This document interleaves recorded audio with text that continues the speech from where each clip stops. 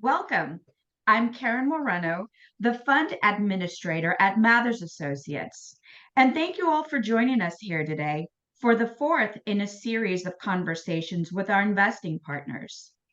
I'd like to take care of a couple of pieces of housekeeping before we get started. First, we invite everyone with any questions they may have to participate. Just use the link at the bottom of your Zoom screen where it says Q&A. Feel free to submit any questions there. If time permits, we'll do our best to address them at the end of our conversation or email you directly after the webinar. Second, we anticipate this conversation to run between 30 and 60 minutes.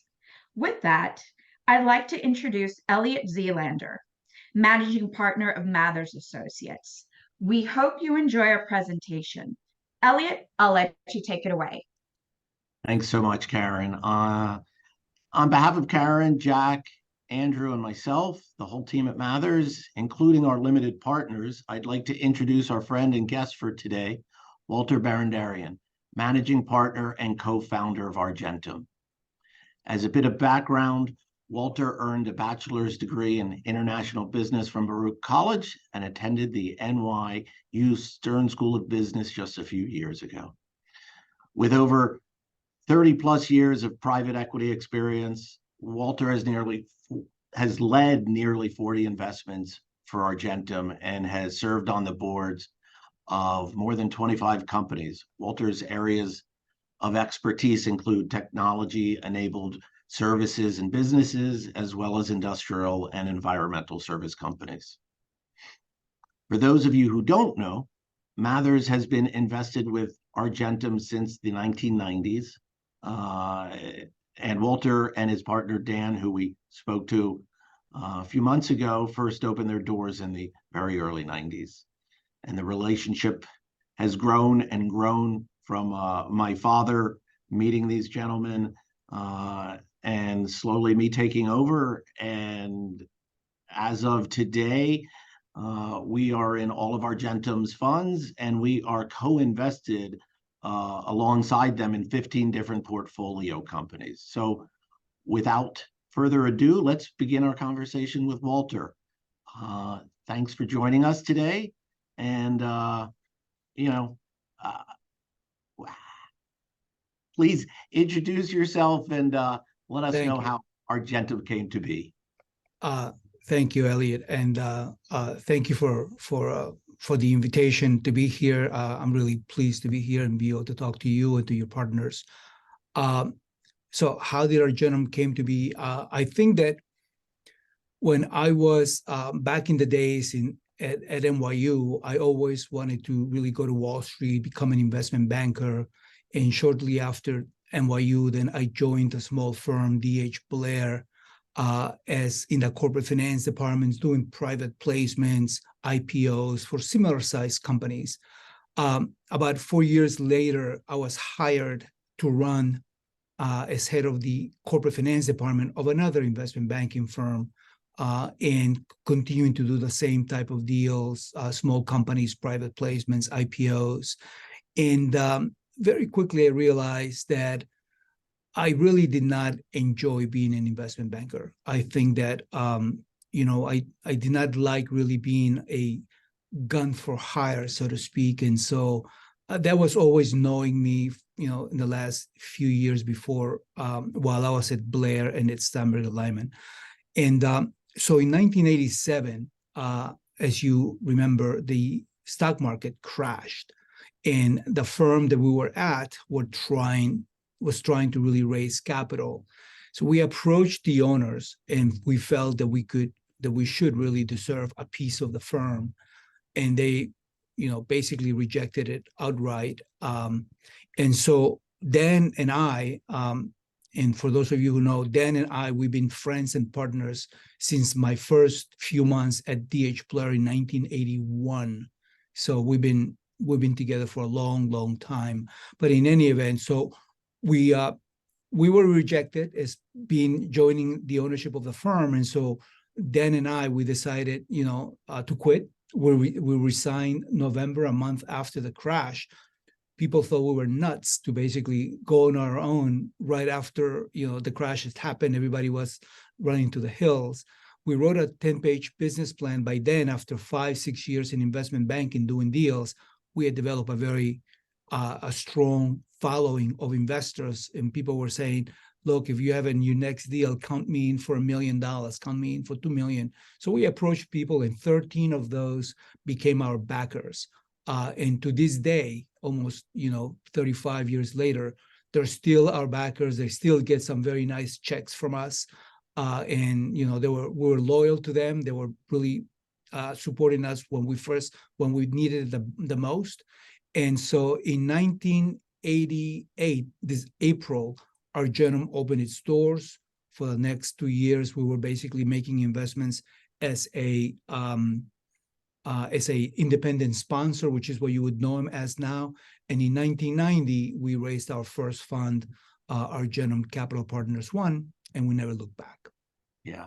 And I know Norbert was handed your documents from a friend of ours and a friend of yours who, of course, the fund had already started, so the paperwork was dated, but Norbert became friends with you guys and ended up buying another investor out as in a secondary purchase, and we've had a wonderful relationship ever since. I tell you, meeting your dad was really one of the highlights of our being at Stuyvesant Allotment. We were actually there for almost 2 years, 2.5 years, and your dad was a fun guy. Yeah, yes, he was. And he was a good judge of character. Speaking of which, when you're, just to sort of jump into this, when you're looking at companies, what characteristics are you looking at? What do you use to judge the individuals, the companies that we're investing in today? Well, I think that when we look at companies and we look at the potential success of the company, as you know, really many companies have been successful. And again, I dare say not so much because technology or the product or the service, but basically we're in the people business. And for us, really, some of the things that we really try to watch out for is really to have the ability to judge people accurately, and I think that it isn't so much intuition. It is a combination of that, but also you're making a very long-term decisions when you decide to really partner with someone, give them, a whole bunch of money and let them execute. And so who you're really jumping in bed with becomes really very important. And so for us, in order to be successful at this business, you really have to have that ability. And the second one, which is something that it wasn't apparent to us in the early days, and Dan and I made a ton of mistakes, is, even though it is one word, and it's kind of trite, but it's experience, it embodies, years and years of experience, lessons learned, good experiences, bad experiences, and it is what it makes us better and better with time. Like the wine, we are aging in a way that is making us better because we are now able to make investments and be able to judge because of the experience, all of the problems that a company growing up is going to have. And they will have problems that we have seen in 5, 10 different flavors. And we can guide our entrepreneurs in saying, this way works, this one doesn't work, try this, this approach. And that's really our value add that we offer to our investors, because everybody has money to invest. And the question that the entrepreneurs have to make is this the right partner? And so back to your question, what makes someone good at really predicting success or when you evaluate in a company really is judge people well, and experience certainly helps. Yeah. Any early successes that would be worth sharing? Well, one of the successes that we had that I'm really most proud of, really, it started when we partnered with the then former president of Browning Ferris in solid waste, John Drury. And what I like about it is that we really outlined, orchestrated a whole program to really grow a company, and started from when the company was really a $5 million publicly traded company in the solid waste industry. And what I like about it is that it was a program that was flawlessly executed. It was basically a roll-up type strategy.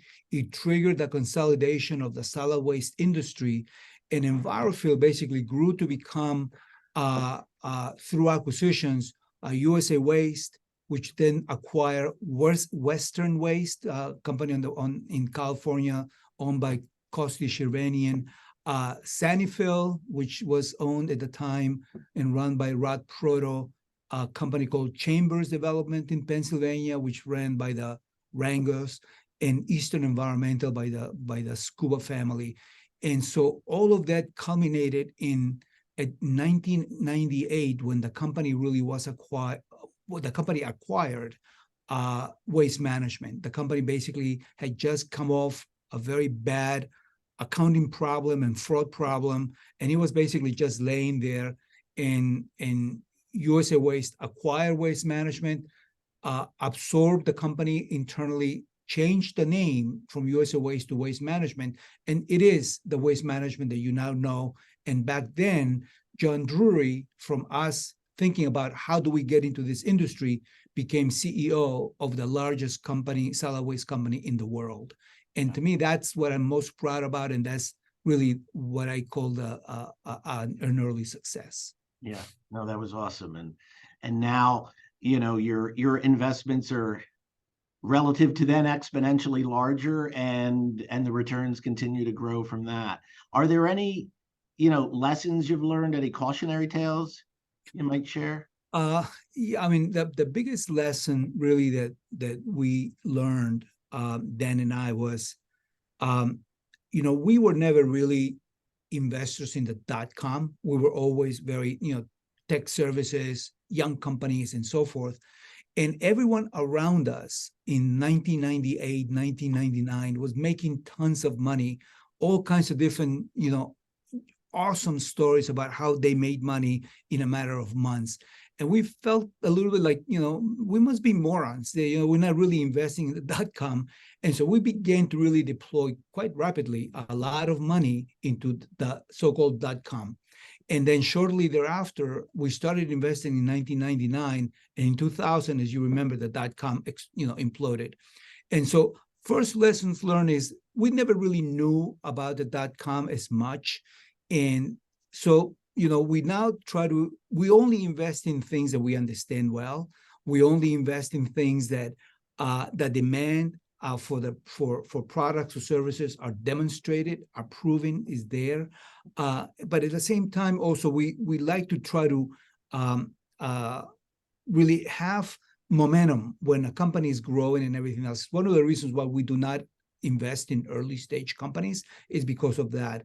The second lesson learned that we learned, and we were very active and heavy investors in the environmental area, in the super fund, in the RECRA, in the Cleaner Act, in the Clean Water Act, waste to energy, recycling industries, is that all of these markets were to be created because of regulations. And those are what we now call fictitious markets. They don't have really a true economic reason for existing, and they're just created for a variety of reasons. And right now you have words like sustainability and being green and the IRA and all of those things.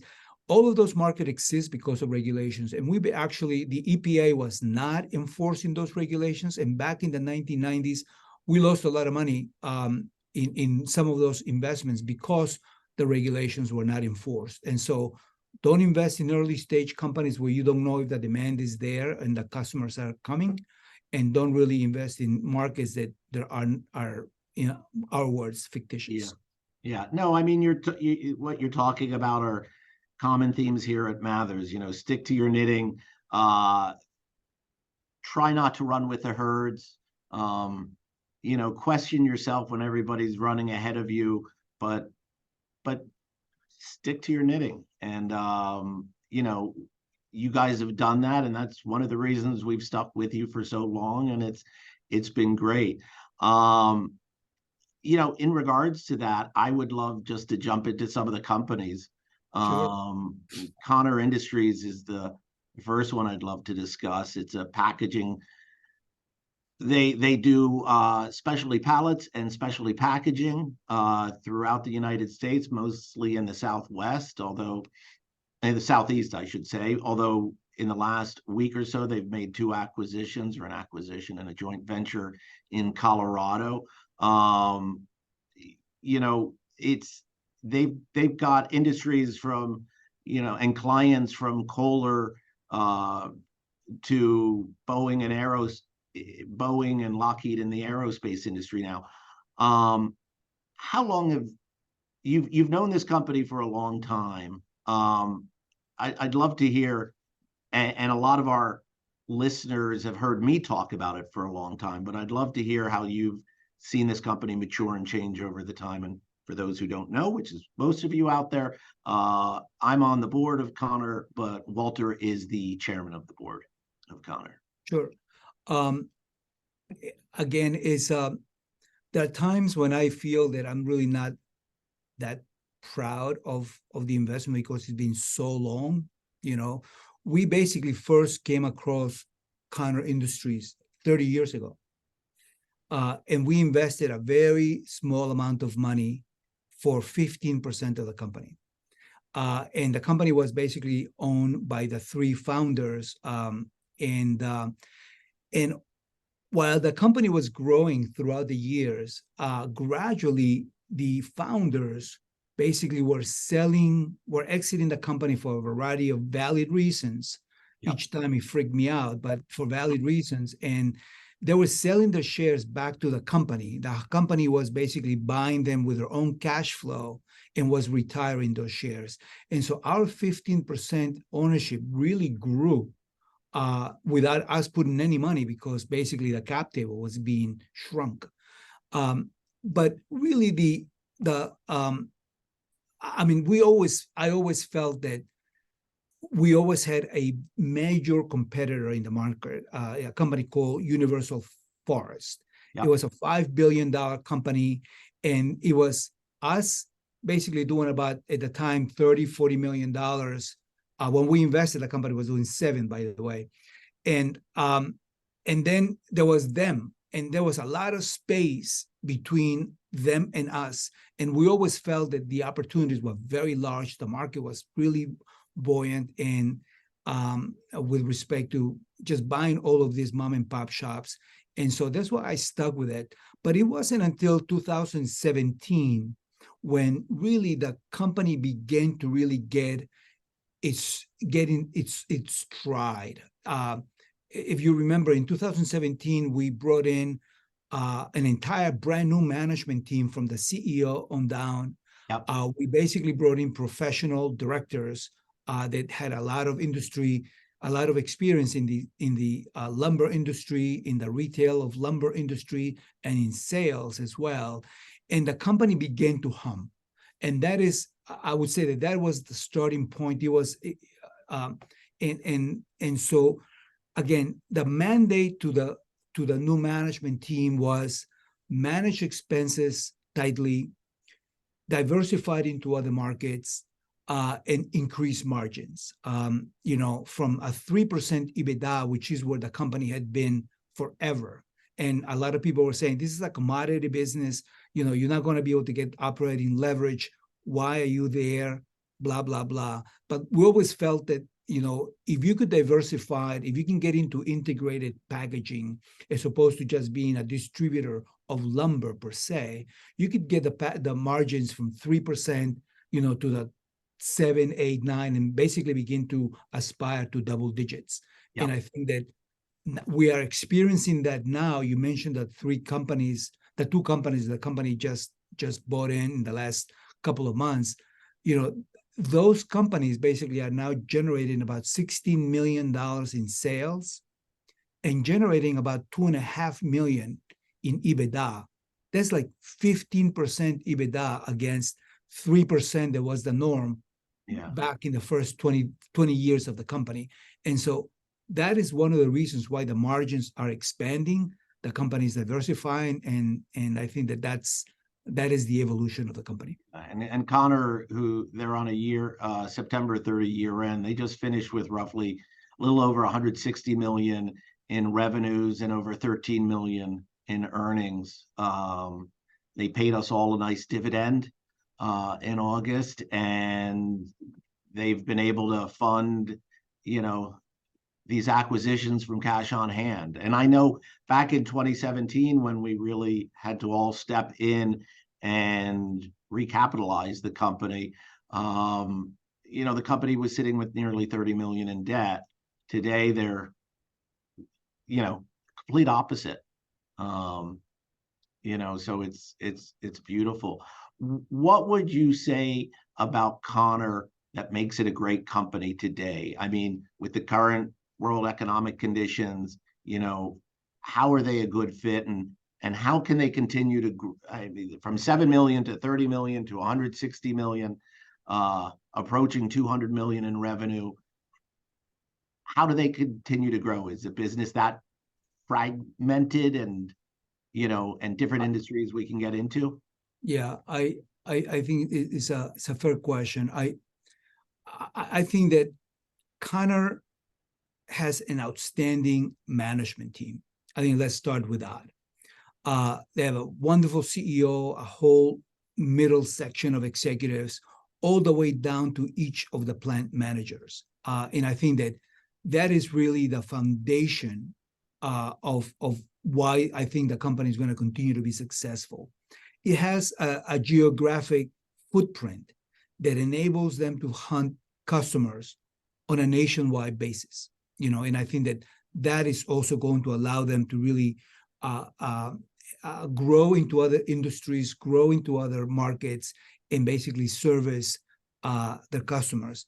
And the third is that the company really has migrated from being what I would call a single source material, which was lumber, into a multiple source material, added corrugated, foam, plastic, some metal, and now are able to really get into a much more sophisticated engineered type of packaging.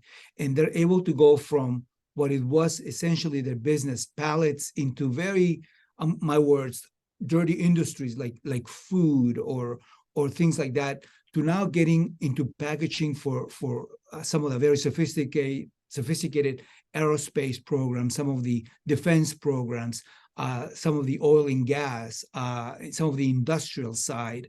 And so the numbers are becoming much more appealing, but also the margins, are not as sensitive. The customers basically say, look, I have and I'm,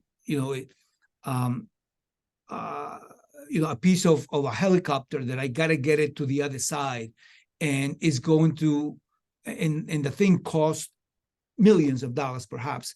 And so whether the other side of the country, not the other side of the factory. Not the other side of the country. So whether you charge 5% or 10% or 20%, it doesn't really matter. And so they're kind of insensitive to margins, and those are the markets where we are beginning to gravitate and really print money. And so we're very excited about it, how the company is going to really continue to grow. And because of the growth and margin expansions, the company, as you just mentioned, is generating cash at a significant pace. Not only were they able to wipe out all of the debt, gave us a dividend of about $13 million, have made 3 acquisitions with their own cash, and they still have cash left, and we're generating cash to the tune of about $1.5 million a month. And so the company now has begun to really self-sustain their growth. There's a lot of acquisitions and a lot of partnerships and everything else. And basically, you ask what makes Connor a great company. I think that the flywheel has begun to turn. Yeah. No, it's the people, and it's self-funding. this is a company that you just mentioned, is at $1 million and really approaching $1.5 million. That takes that 13 million up to 18 million, making some acquisitions. It's just, beautiful thing. Do you want to speak for a minute about Guardian, what they do, the acquisition we made in August? Sure. Basically, Guardian, again, is an integrated packager that really supports the aerospace industry.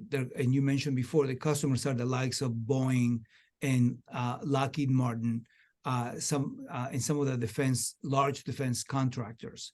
And some of the packaging are basically, they have to be built in a way that they're holding some massive, expensive, critical pieces, and the labor that goes into that is extremely complex.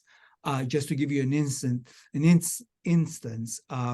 in the case of foam, for instance, one of the customer is a drone manufacturer, and we are basically embedding foam inside of the wings of the drones, so that if and when some of those get shut down or get shot at, they could puncture the wings, but the fuel is embedded in the foam, and it acts as and so you don't basically take down the drone, and you add multiple hours of life to a drone that has basically been shut down. That is priceless to some of these contractors, and those are the types of things that we're doing. And so that is not a 10% margin type of thing, and that's why we were really pining for that. There are 3 other companies that we chase in that are small, that we think are really perfect fits for that. And soon enough, we're going to be emerging with a division that basically addresses just the military, the defense contractors, the aerospace industry. And we believe that, in short order, they could become really the most profitable division of the company. Yeah, no, it's an evolution that you either go with and flow with, or you get pushed aside. And Connor is, I'd like to say it's an overnight success after quite a few decades. We joined again, like you had said, how you'd made a small investment. We joined in 2005 with a small investment, and it's exciting. And to go to Fort Worth in August and to be excited for that visit tells you how interesting the company is. Your decision to invest in the company in 2017, obviously, like all of us, at that moment, you don't know. You're staring at the abyss, but at the same time, I think that you see the opportunities and it's paying off. And now Mathers has become the second largest shareholder in Connor. Yeah. And I think that, your partners will have you to thank for that. Well, I'll just bounce those thanks off to you. While we're on it, I'm going to throw a little curveball that wasn't in. Hey, go ahead. Ask whatever. Yeah. No, I mean, how, Mathers is, for all intents and purposes, a wealth manager. We primarily invest in alternative investments. How are we different to you guys than really most of your partners, your limited partners, of which we are also, are either individuals with high net worth or institutions that are looking to diversify across all investments? We're a little different. Yes, you are. And we're proud of that. Do you want me to speak to how are we different? Well, and how we're different, what we bring to you guys versus most everyone else.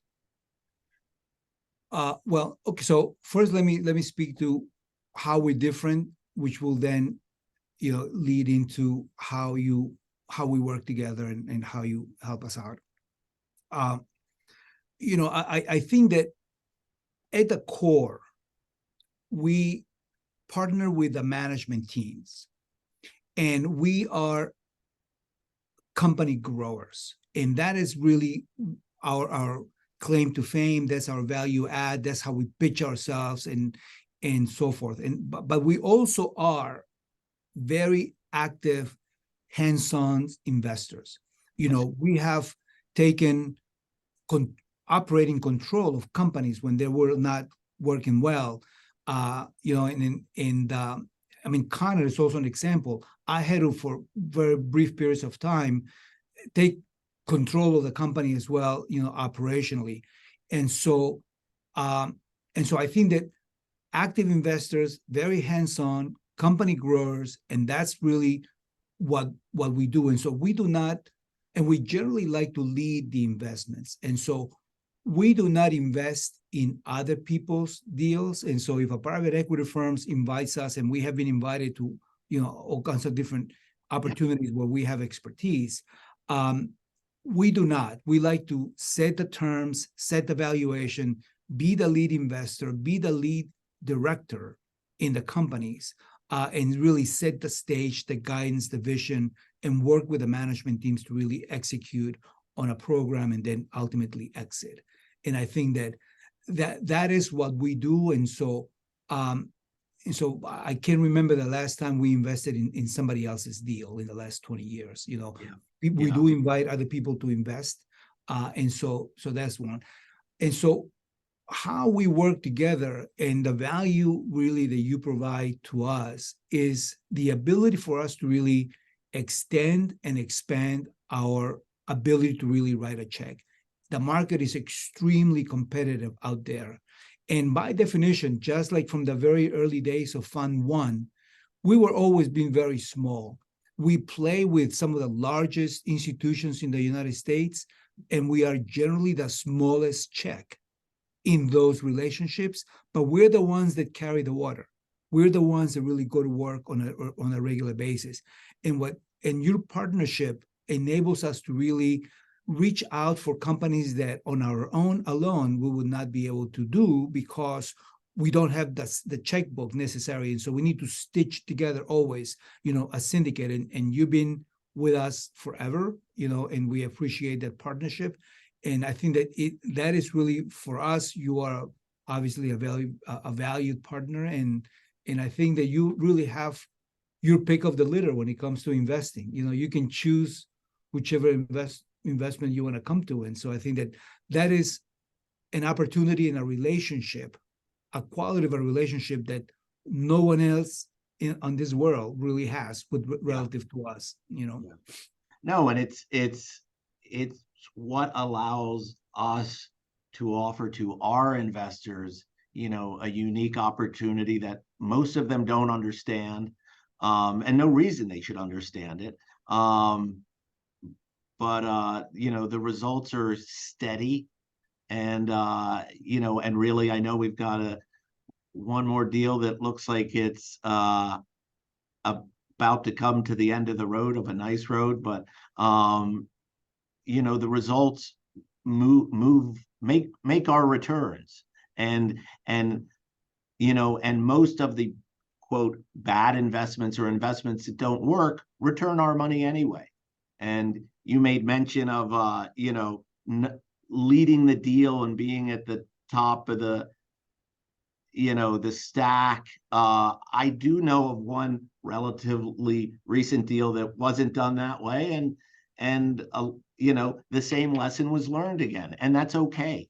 Sometimes I'm dense, and we still make mistakes. Yeah, we still make mistakes, and we move on. But the winners really, take us to new levels. So let's pivot from a lumber and packaging company to more of what you guys focus. I think probably 60+% of your investments are in technology, and yes. And there are a whole slew of companies we could go into, but one that's I think was first invested right after COVID hit, So it's about a 3.5 year old investment is MessageGears.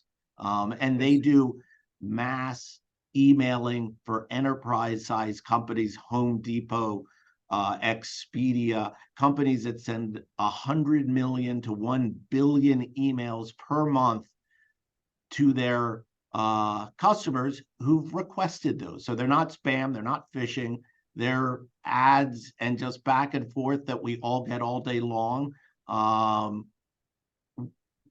What did you see in the company? Why are they able to do what they do?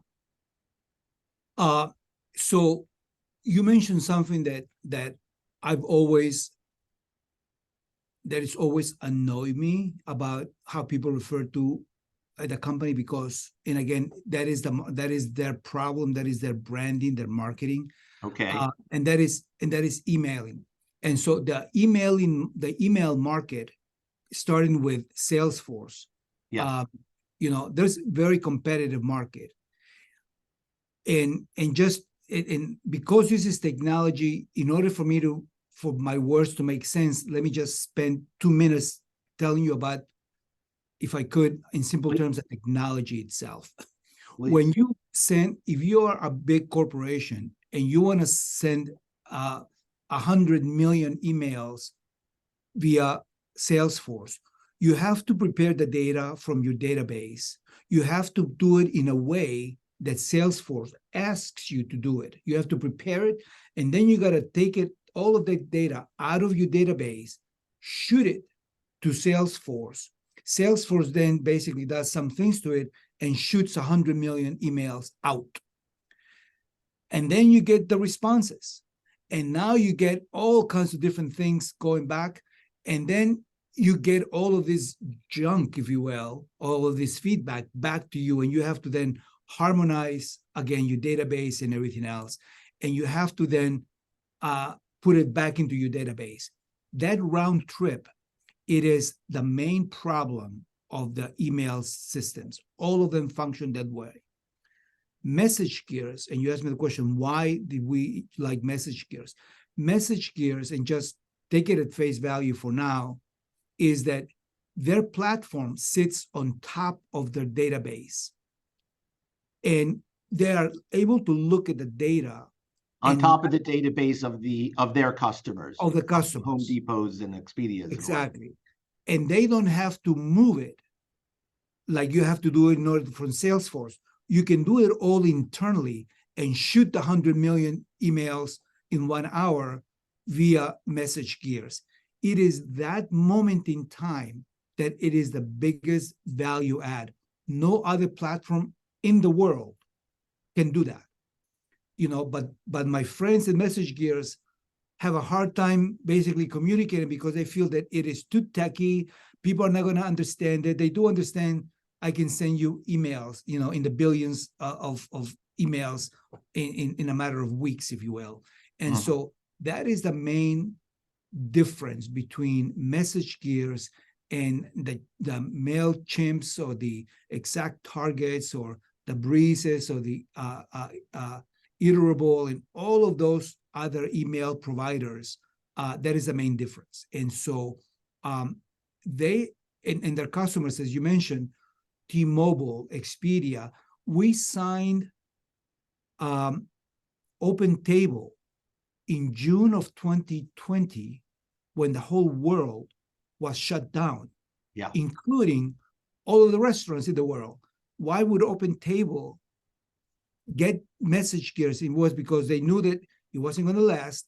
They needed to talk to their customers in a very personal way, and that was the only way that they could actually do it, as opposed to just sending random emails that everybody does it. And so that's why we've been able to really service some of the largest brands in the world because of that capability and the capability of sending billions of emails in a moment's notice.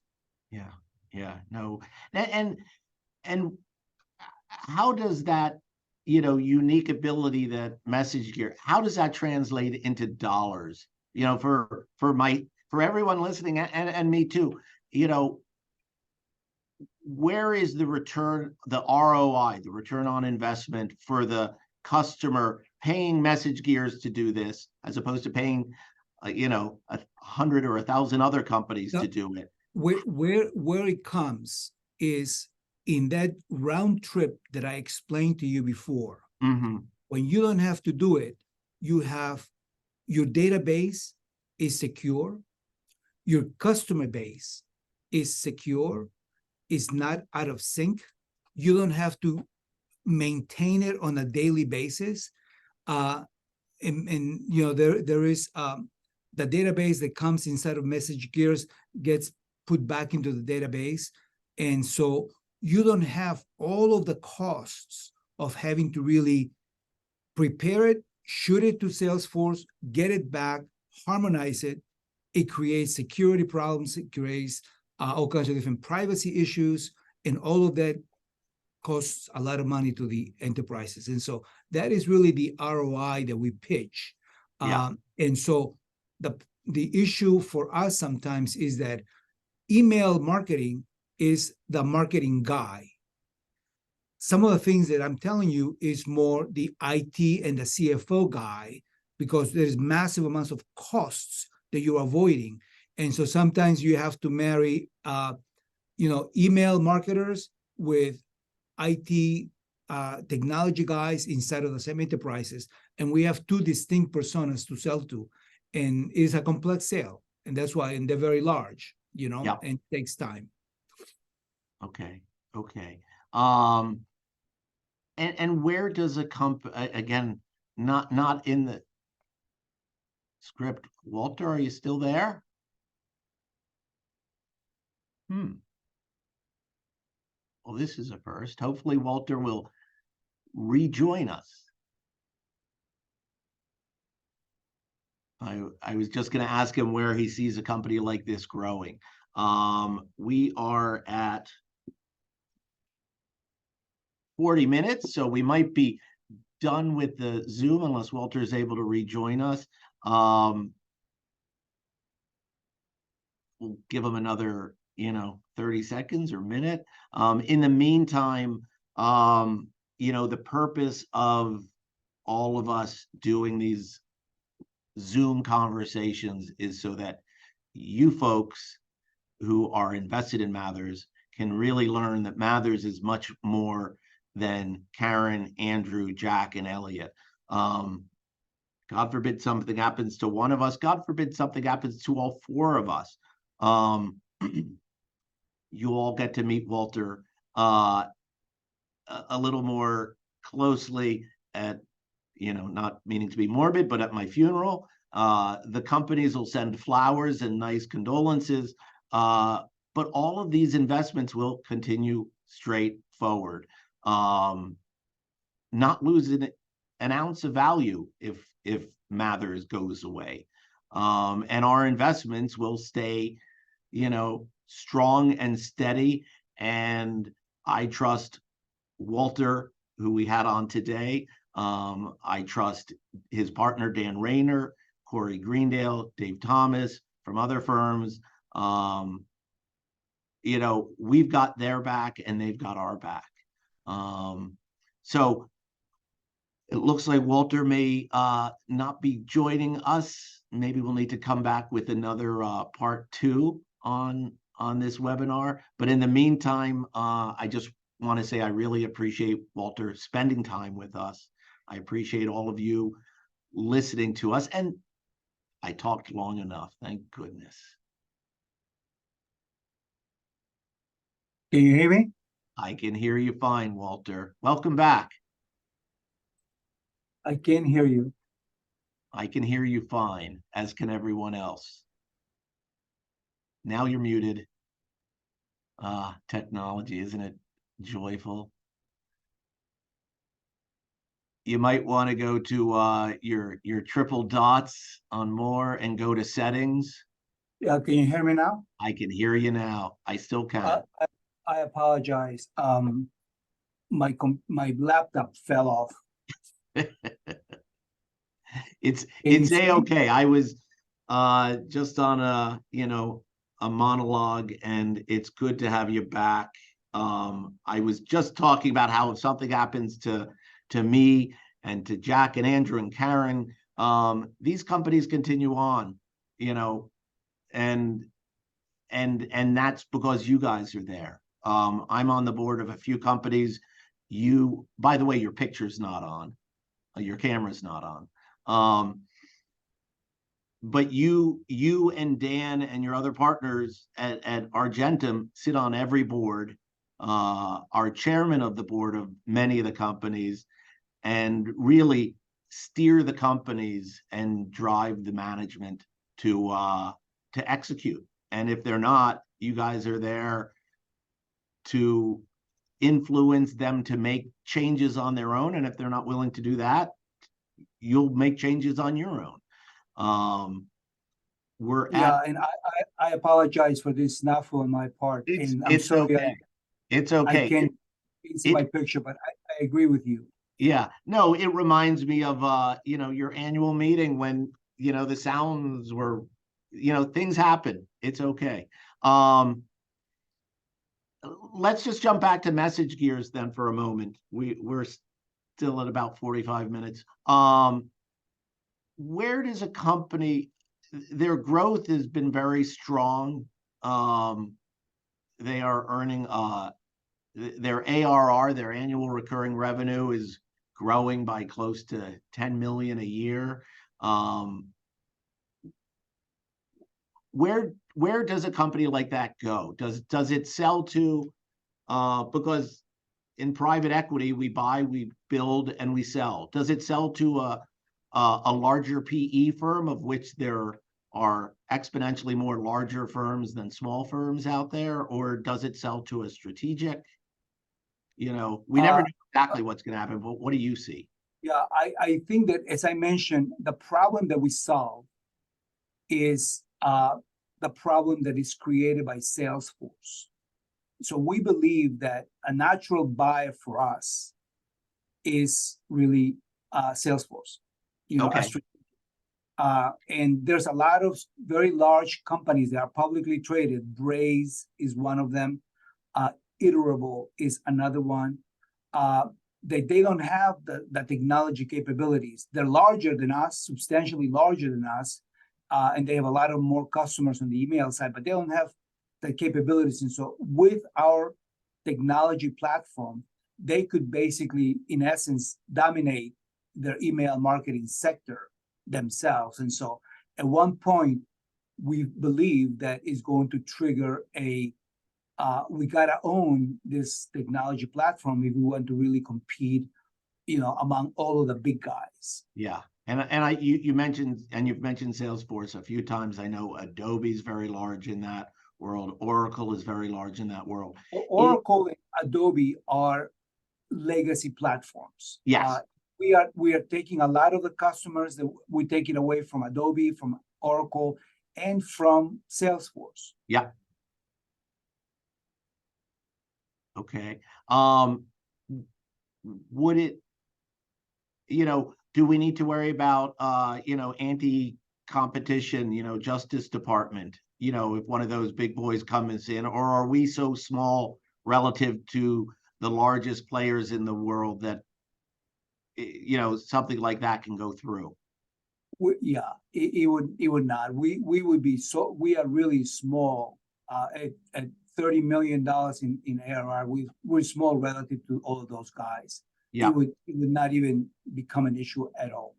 Okay. I wish I knew how to turn my camera on. Yeah, you and me both. I wish I was allowed to turn my camera off and join you in the dark. And we'll leave that comment there. So we've talked about two companies. It's 11:50. We should be winding down. Any thoughts on? Oh, you're back and you're beautiful. Congratulations. Any thoughts on the future investing? I know in today's world the deal flow is down by 75%. Mergers and acquisitions doesn't mean they don't happen, but what the business owners want and what people are willing to pay has grown apart and needs to come together. Is there anything you're looking for out there? And is there anything actually right now that, is close to making a move? Yeah, the market is very tough out there. I mean, valuations are still down. We've been having almost a recession for the last 3 years. Yeah. Nobody knows whether we're in one or not. And sometimes, you get data points that says we're going one way as opposed to another. All of that really affects the market.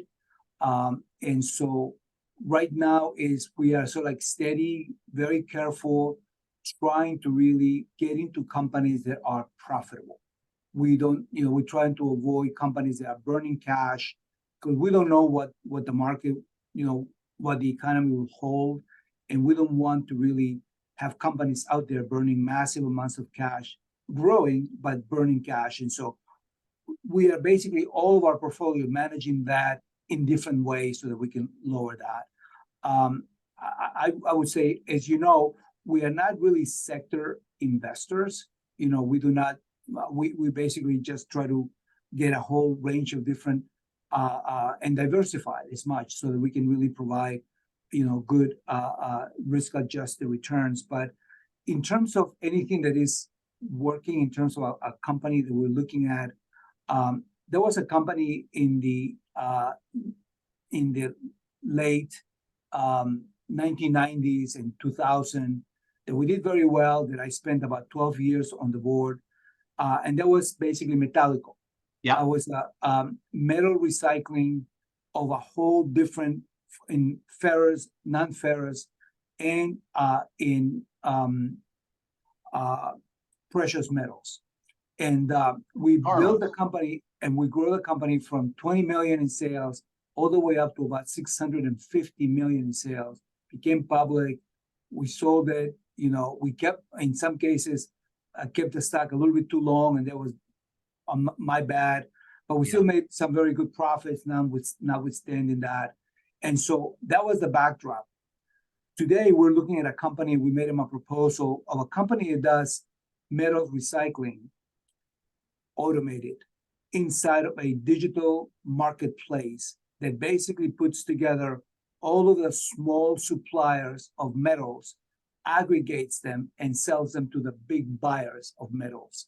And it is all digital, automated, and the sellers can post their inventory, which is always in very small amounts. The buyer can post their needs. When there's a match, they basically, the platform automatically routes the shipping, and it's already there. And they basically make a markup, and the company is growing very fast. I think it's growing faster than 75% per year, and is profitable. And so one of their investors introduced us to the company, and basically we pitched to them that whereas they are currently just on the ferrous side, that we could actually bring them into other ferrous materials, the non-ferrous, aluminum, copper, and so forth, and the precious metals. So we know how to do that. They're very excited about the fact that, they can partner with us. They have a term sheet that is higher valuation than what we've proposed, but we believe that we'll be able to get it because of the fact that we have 12 years of experience with Metallico. It just so happens that we were talking about it, they said Metallico is our customer. So they actually, Metallico buys from them. Metallico is a gigantic aggregator at this point, but the ultimate buyers are the steel mills, and they need steady 100,000 tons of material a month so they can have their furnaces going. And that is tiny guys aggregate, middle guys, big guys, Metallico, the mills. And it is that journey that this company is trying to automate. And what's interesting is it sounds like so many companies we've invested with you before on, taking technology and applying it to existing worlds out there in industries. And, I presume we're replacing people making phone calls, connecting everybody. Absolutely. And we're not and this isn't the only company out there doing it. So you need to really do your due diligence and, see that the earnings are real. And, that's a, once you sign the deal, you then are still, doing the due diligence before it's official. And, that's exciting. I look forward to hearing about it, and regardless of if we co-invest with you or not, if that investment's successful, we're an LP in Argentum, and we'll, stand to, profit from it alongside you. Before we wrap up,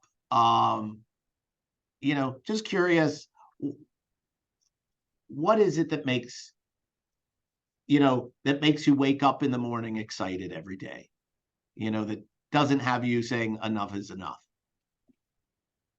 For me, speaking personally, I think that I really enjoy the gradual building of basically making small steps towards a larger good, the company. The growth of the company is something that is very appealing to me. Every time I get up in the morning, there is something that we need to do, some decision that we need to make in some company that is going to basically move the ball forward.